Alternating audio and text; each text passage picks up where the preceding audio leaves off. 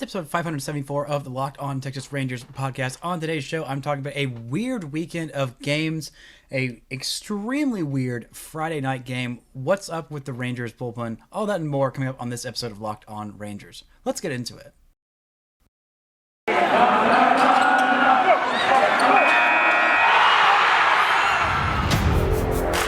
You are Locked On Rangers, your daily Texas Rangers podcast. Part of the Locked On Podcast Network, your team every day.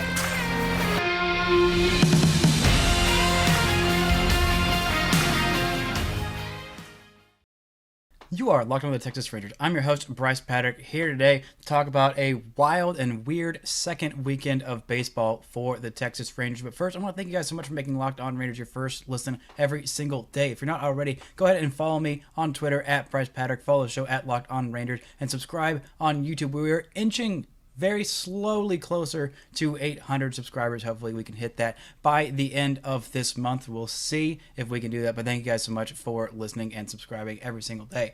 Let's get into just one of the weirder games. Friday is what I'm going to talk most about because it was the weirdest game of baseball that I've seen in a long time.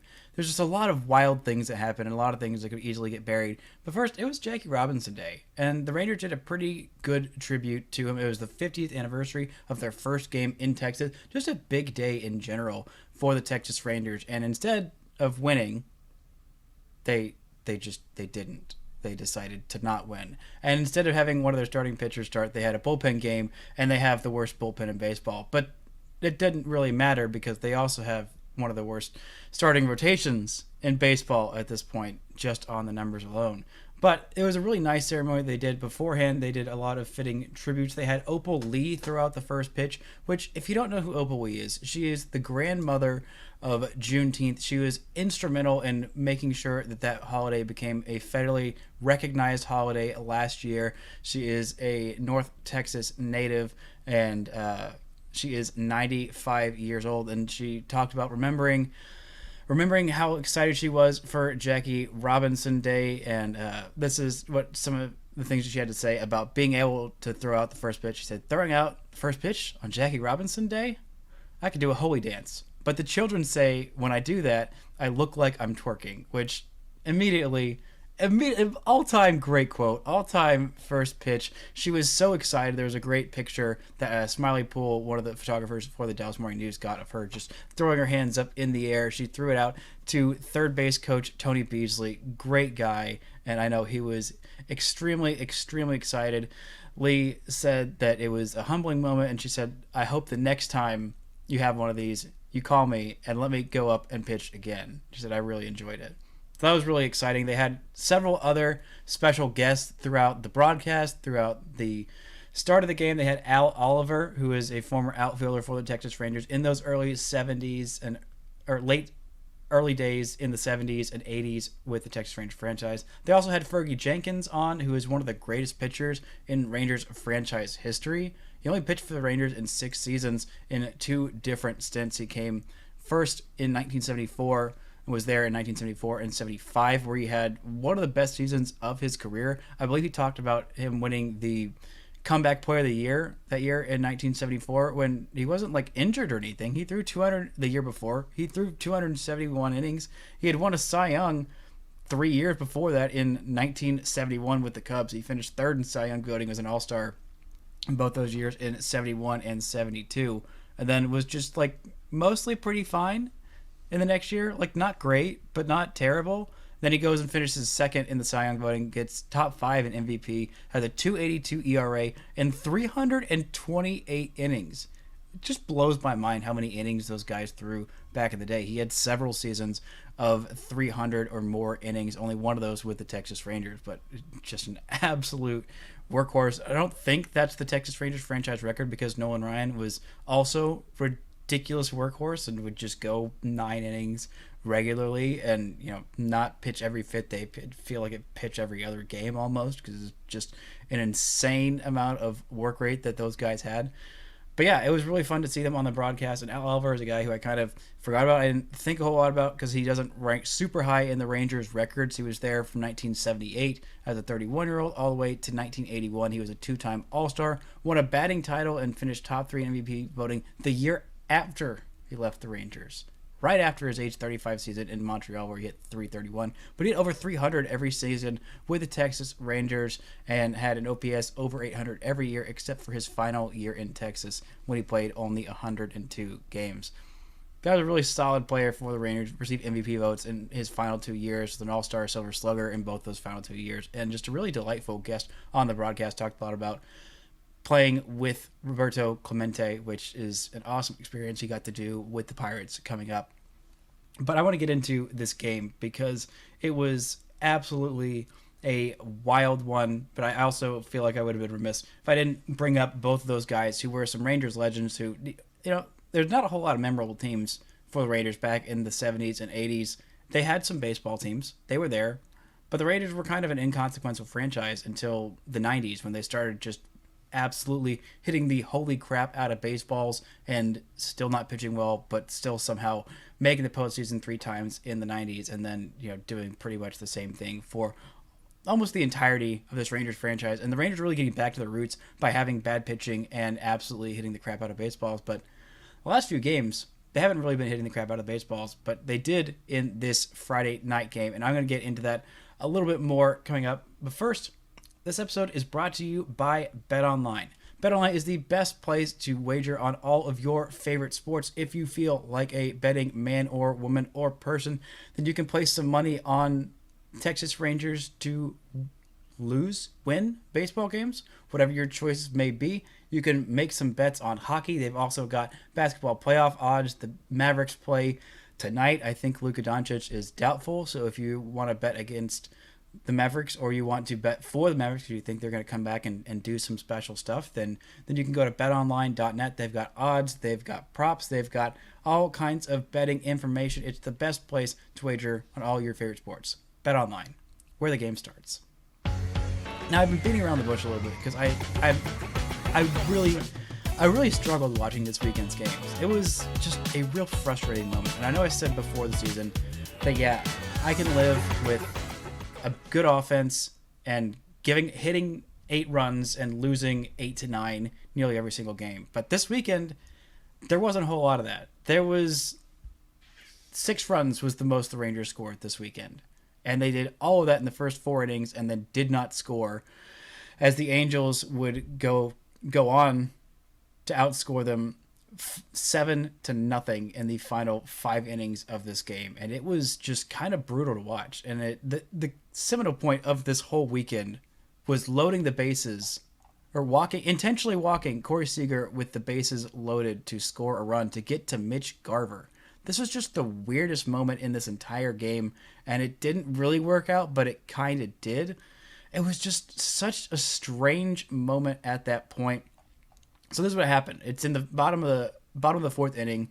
Here's how the inning started. Nathaniel Lowe, the ground out. Andy Ibanez got on with a single. Nick Solak got hit by a pitch, and there you go. You got 2 guys on. Then Charlie Culberson, great slugging Charlie Culberson, I've always said, goes and hits a double down to left field, scores Andy Ibanez. Nick Solak scores as well. Eli White singles and in a just short little bloop off to right field, and that got Charlie Culberson to third. Then we had a nice walk by Marcus Semien. He walked on 4 pitches. They're trying to get him to expand the zone. Side note, he's looked a lot better this weekend. He still hasn't looked great. His numbers still aren't improving that much. He had a really nicely hit double to score a run, I believe, on the Saturday game. But his plate appearances have looked a little bit better. They talked about on the broadcast several times. It kind of felt like they were excuse making for him, which I know Marcus Semien wouldn't want. But they said, "Oh no, he was really sick in Toronto," which I'm sure he was, and that might be the case. But he's not one to want to go out there and be like, "Oh yeah, no, I was just sick. Oh, my pinky hurt a little bit." There's a guy who played 162 games in several seasons, including last year and in 2019 as well. So he's not one to go and make excuses for himself. He's just one who's going to go out there and try and perform at the best of his ability. But anyway, Eli White stole that second base, and then Marcus Semien worked a 4-pitch walk. In comes Corey Seager. Bases are loaded. And what does Joe Maddon do? He intentionally walks him. They're losing the game. They are losing the game 3-2. This scores a run. Rangers lead 4-2. It was the first time anybody had intentionally walked someone with the bases loaded while losing since the 1980s. It's only happened 3 times since the 90s. One of those was Barry Bonds. Yeah, it only happened to Barry Bonds once that he got walked with the bases loaded. Like, that's crazy to me that Barry Bonds, that only happened once to him. It also happened once to Josh Hamilton in 2008 when he wasn't even his MVP form. That's something that's absolutely insane to me. And of course, you guys probably know by this point, who was the manager to intentionally walk Josh Hamilton with the bases loaded. It was against the Rays. So yeah, in 2008, it was Joe Maddon. That's right. Just some absolutely insane stuff. And, it's not like they were walking him to get to somebody bad. And, if you get intentionally walked, or the guy in front of you gets intentionally walked, you're going to take that personally. You're going to want to put a charge into that baseball. Like, the disrespect. You think that I'm not going to score? And especially the disrespect if someone in front of you gets intentionally walked with the bases loaded. Mitch Garver was probably pissed. Rightly so. Like, oh, you don't think that I can do damage to you? You think that it's better for you to just give this run up to get to me? That's a mistake. That's an absolute mistake. And he nearly got a grand slam to make Joe Maddon look like an absolute moron, which would have been amazing. But he put a charge in the ball. It got, 3/4 deep into center field. The ball was caught. It was a sacrifice fly. It did score a run. Eli White, Marcus Semien went to third. Corey Seager went to second. Literally everybody moved up. It was a really, really well struck ball. But then the weirdest thing happened after that. There was a balk called on the pitcher, and that scored a run as well. So instead of, trying your best to get Corey Seager out, and there were 2 outs too. It wasn't like there was just 1 out. Even if there was 1 out and you got the bases loaded and you're pitching to a guy, like, you can get him to ground into a double play. Unless there's like 0 outs and you're like, okay, well, gosh, we really don't want to give this guy a chance because he's absolutely lighting things on fire right now, specifically our pitching staff. But it's such a weird decision. Then the balk comes in, and so 3 runs score in that inning, and it was 6-2 at that point. At the end of the 4th inning, Adolis Garcia popped out. He wasn't able to make anything more of that, but it was just such a weird turn of events. And everyone's sitting there thinking like, okay, well, surely it'll be fine now. The Rangers have a 4-run lead, and maybe they'll score more. And I know this is a bullpen day, but Colby Allard's in there. He can give them some length. He won't be particularly horrible. Wrong. Absolutely wrong. It was just disastrous inning for Colby Allard, who is going to be in the bullpen probably for the rest of this year. But then after that, I don't feel like I need to see any more of Colby Allard. I have seen enough of him to know that he is not a major league starting pitcher. He had some moments where he looked pretty good in a bullpen role, where he looked pretty good in a long relief role, which I think eventually might be his peak. I know it sounds so harsh to say, because this guy is still pretty young, but he's been in the big leagues for, 3-4 years? It's been a while now that he's been in the big leagues, and he hasn't looked like he's been getting any better at almost any point. But anyway, he starts the top of the 5th inning. Jack Mayfield, he gets to fly out, and like, okay, all right, settling down. Things will be okay. Then he gives up a Kirk Suzuki home run. Andrew Velasquez singles. Shohei Ohtani hits a 3-run home run. They're within 1 run. Okay. They go have a mound visit. All right. Yeah. Sometimes Kurt Suzuki will hit home runs. It's not great, but, it does happen. Shohei Ohtani, he hits home runs. This happens. He's very good at baseball. He has not been good so far. He was bound to break his streak eventually. So, yeah, you got Mike Trout coming up and the rest of the middle of the order coming up. But, just settle down, get some outs. Surely not all of these guys in the middle of the order are going to get on. Wrong. They all are. Mike Trout hits a 1-0 double. Jared Walsh hits a single on 2-2. Scores Mike Trout. In comes a mound visit. Out goes Colby Allard. Here comes Greg Holland. Veteran. Settle the presence. Not allow any more runs. No.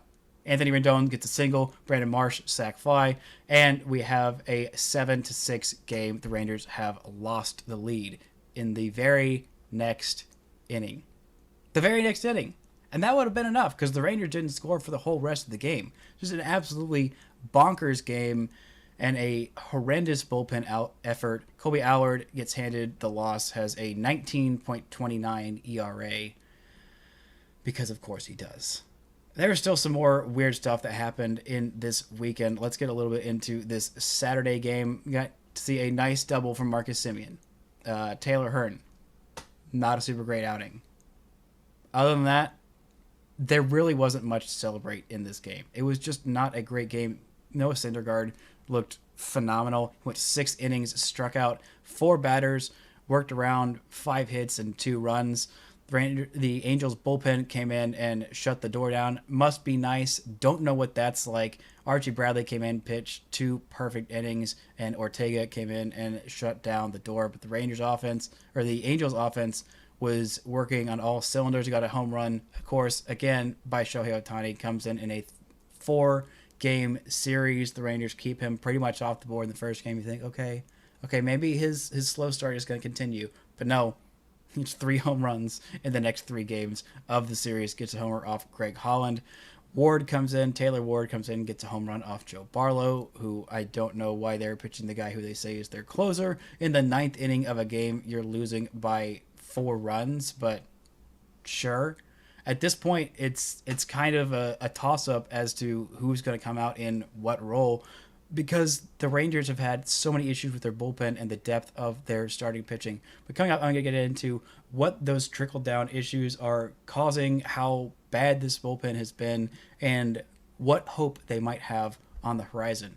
But first, this episode is brought to you by Built Bar. You guys know about Built Bar. They're the most delicious tasting protein bars that taste like candy bars but are actually delicious and healthy for you. You know, they are so good. They have so many different flavors. They are always coming out with new flavors as well. They've got the Built Bar Puffs, which are protein-infused marshmallows, which sound too good to be true, and they are, but actually they are also true. Somehow things can be too good to be true and also true at the same time. That's how good Built Bars are. They're delicious. They are most of them contain around 130 calories, 4 grams of sugar, and 4 net carbs. Also 17 grams of protein. How many protein grams are in a candy bar?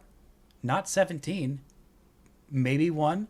I don't know. I'm not good at math or protein, but Built Bar is good at both because they do the math of what it takes to make something delicious and also good for you. If you want to go try them out, go to built.com. Use promo code LOCK15 for 15% off your order. Use promo code LOCK15 for 15% off at built.com. Now, this Rangers bullpen has not only been bad, they have been bad. Yeah, I know it's just saying bad 2 different times, but that's how bad they've been. They've been bad enough to just have no other words to describe them. It's such a wild thing that they have not been able to get any outs. There have been very little signs of hope. Spencer Patton has been the only one who has yet to get lit up. Matt Bush has also yet to have been completely lit up. But pretty much everyone else in this bullpen has been beaten around a little bit. There has not been a whole lot of, encouraging things to happen. And I mean, we've got 5 outings, 5 2/3 innings from Spencer Patton at this point. He has a 1.59 ERA. Even John King, who's been one of the better ones, has a 3.38 ERA. Dennis Santana has looked mostly fine, but he's on the COVID IL. Josh Sborz has not looked great, and he is also on the IL. It's just been a rough outing. We even had blow-ups from Brock Burke, who has looked immaculate in his first 2 games, but did not look immaculate this weekend. We also got to see a little bit of Nick Snyder come in, and nope, did not look great. Faced 3 hitters, walked 2 of them, allowed a single, and did not get a single out, and he was pulled. Brett Martin came in and was able to kind of work around a little bit of that in the 8th inning, but Martin Perez also looked rough. I don't think a single Ranger starter, I think Dane Dunning might have gone 5 innings once, but outside of that, everyone's going 3, 4 innings, and it is not a great place to be when your starting pitchers are not getting even into the 5th inning. That is not a recipe for success. That's a recipe for absolute disaster. And the Rangers need their starting pitching back. But the good news is the Rangers are getting John Gray back. Apparently my math or me being told that pitchers can only go on the 15-day IL for the first month of the season is wrong, because John Gray is going to be back for the Tuesday start against the Seattle Mariners. Bad news is he's going up against the reigning Cy Young winner in Robbie Ray. So that might be tough. The Mariners are doing fairly well to start the season. I'll probably talk a little bit more about them on tomorrow's episode, but this is just a bullpen that is extremely taxed, and you need guys to go multiple innings. And it seems like most of the guys in this pen can go multiple innings, but the starters aren't even getting to 5 innings. I mean, it's going to improve. Hopefully, the pitcher will be allowed to throw more pitches next time through the order. But if they're performing so poorly, even when they are pitching, like, it's going to be tough to get some more length out of them. Taylor Hearn did go 3 2/3 innings and threw 82 pitches. Would you like to see? You would have liked to see him be a little bit more economical with his pitch count on Saturday, but you do what you can with what you're given. Martin Perez, who is supposed to be the innings eater of this staff, had a little bit of injury questions to start the season, which is why he wasn't their number 2 or number 3 starter in this rotation. He is, I think, got the 5th start of the season, if my math is correct. Maybe it was the 4th start of the season. Doesn't matter. He's only gone 4 innings in both of his outings, and he did not look super great on Sunday. Allowed 4 runs, walked 3, gave up 5 hits. He did strike out 5, which was nice to see him get a little bit more strikeout stuff, but it doesn't really matter how many strikeouts he gets. It literally just matters how many innings he's capable of eating, because the Rangers pen had to go 5 innings again on Sunday. That's where we got the Brock Burke blow up. We got a Nick Snyder blow up, and it just was not a great outing from this pen in general that has been asked to do way too much. They've even had several off days. They have an off day Monday as I am recording this. They had an off day last week as well. But the schedule's not going to get a lot more friendly. They have some blister issues. They have Spencer Howard on the IL with a blister issue. We've seen some blister issues from Garrett Richards as well, which is why he wasn't on the roster to start the season. And he's supposed to be a guy who can throw multiple innings. He has not thrown multiple innings yet, and he has not looked particularly scary or frightening for opposing hitters just yet. It seems like he's going to be an innings eater guy, which, again, is supposed to be most of this bullpen, but you can only ask him to do so much. Part of the reason why the San Diego Padres fell down on their faces last year is because they didn't have starting pitching depth. They didn't have any depth. All of their guys at the top were really great, but when you only have 1 to 2 guys that are even getting 5-6 innings, that really starts to wear into your bullpen. They had a really great bullpen to start the season. The Rangers did not have a great bullpen to start the season, but the Padres bullpen was being asked to do so much that it taxed the crap out of the guys, and they were not capable of putting up the kind of length and performances that you would want to see from a bullpen from a team in a pennant chase. The Rangers bullpen is not being asked to do that. They're not being asked to be that good. They're not being asked to be in a pennant chase towards the back half of the season. But they are asked to be fine, competent, okay, and they have not been that so far. The Rangers starting pitching has been pretty atrocious so far. The best ERA from anybody in this rotation is Taylor Hearn, who has a 4.70 ERA. Dane Dunning, who has gone 8 2/3 innings in his 2 starts combined, has a 5.19 ERA. It's just not been a pretty picture for the starting pitching, and the Rangers have yet to give up fewer than 4 runs in a game this season. That's not great, and the Rangers offense has been mediocre for the last several games as well. They were able to score 6 runs in the Friday game, but they scored 2 on Saturday, and then they scored 3 on Sunday. 2 of those came off of 1 swing from Adolis Garcia, which was a very, very lovely, very nice home run for him. Love that for him. Great moment for him. And Nick Solak got to hit in the number 2 spot because Corey Seager was given a day off because it was against a lefty, and he had played every single game so far. So we got to see some Marcus Semien at shortstop, which does answer one of my questions about what they were going to do when Corey Seager needed a day off. And they have been pretty careful with him so far. They gave him the day off, and while the Rangers were going on a road trip to the West Coast, so he basically had 2 days off. So he had Sunday off, and then he didn't have to play on Monday as well. And also part of the reason I think the Rangers are having some struggles is because they haven't played a single back-to-back game with the same start time. It's a small thing, And it's not the reason that all of these things have gone wrong, but it's definitely one more contributing factor as to why things have been a little weird. They've had a Monday day game. They've had another weekday day game. They had a 6 p.m. start on Friday. They've had all kinds of random start times to start the season. And finally, they're going to get some consistency for this week. Every single game of the Seattle series is going to be at 8:40 Central Standard Time. And I believe at least the first game of that Oakland series, if not the Saturday game as well, is going to be at 8:40 Central Standard Time. So they'll finally have several games in a row where you have your routines. You're like, all right, today I'm going to get up at 10, get to the ballpark by noon, do my pregame workout stuff, go take a nap, get the pregame meal, blah, blah, blah, blah, blah. It's all the same thing for an entire week. And that will be nice to finally get some consistency. Their jerseys have also been consistent because they only have two. They only have their white uniforms and their gray uniforms right now because of supply chain issues. They don't have their road royal blues, which I absolutely love. I kind of hate the grays. They're fine. They're just aggressively meh, do nothing. The whites are pretty clean. Like their white uniforms, are pretty clean. But I like to see some variety. I like having the red Friday uniforms. They don't have those. They don't have the Sunday powder blues, which is deeply upsetting, deeply frustrating because it's the best uniform that these Texas Rangers have. So please, supply chain, get your issues ironed out so the Rangers can have more than just two uniforms, just the white and the gray. Very similar looking. Visually, not much to go on. Just get your stuff sorted out. But I don't know. We'll see where they're at this weekend. Hopefully, the guest that I was supposed to have on today's episode will hopefully be recording tomorrow. We'll see when that episode actually gets up. I'm going to talk a little more on tomorrow's episode about what to expect with this series from Seattle, how well they've been doing, because the Rangers have most definitely not been doing well. They're at 2-7 at this point.